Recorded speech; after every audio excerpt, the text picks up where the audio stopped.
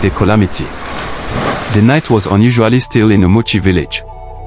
The moon hung low, glowing faintly like a dying lantern, and the air was heavy, too heavy, as if the earth itself held its breath. No one knew that before dawn, life in the village would change forever. It began with a tremor. A faint rumble that shook the ground beneath their mud houses. At first, the people dismissed it, just the spirit of the ancestors shifting in their sleep, the elder said. But the rumble grew louder, like the footsteps of an angry giant. Walls cracked. Water pots shattered. The earth groaned. Then, with one thunderous roar, the Calamity struck. The river that had been the pride of Umuachi for generations, calm, sparkling, and life-giving, rose in fury.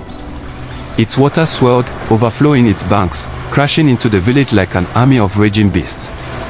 Mothers screamed as they clutched their children. Fathers fought to hold on to their homes, but wood and clay were no match for the angry flood. Goats, chickens, and even tall palm trees were swallowed in seconds. Amid the chaos stood Umuachi, a young woman with a newborn strapped to her back. She had always been fearless, but as she watched her heart collapse into the raging water, her heart pounded with a terror she had never known. She waded through the waist-high flood, clinging to a piece of driftwood. The cries of her baby pierced through the storm, guiding her steps.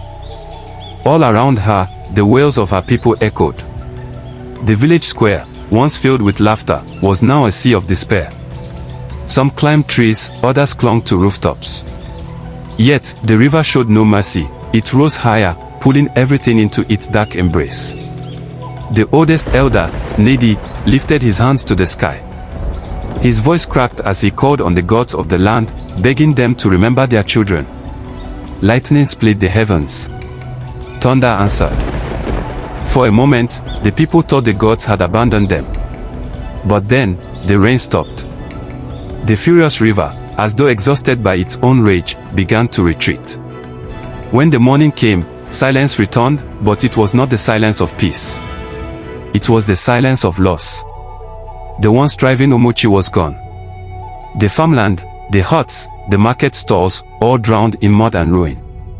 Survivors huddled together, shivering, eyes wide with grief. Umuachi looked down at her baby, still alive, still breathing. And in that tiny heartbeat, she found a spark of hope. Though the Calamity had taken much, it had not taken everything. From that day forward, the people of Umuachi swore never to forget. They would rebuild, not as the people they were yesterday, but as the people who had faced the fury of the earth and survived.